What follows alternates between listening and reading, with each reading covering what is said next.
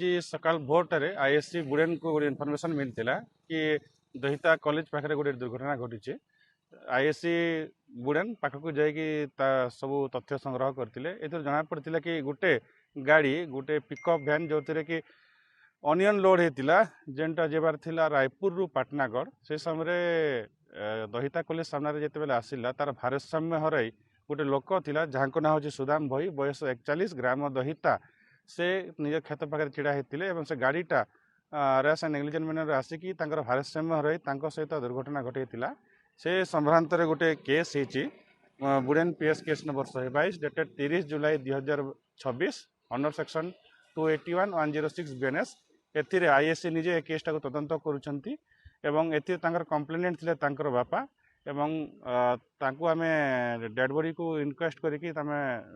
Postmortem पई आमे sub divisional hospital Padampur को आमे पठाइछु।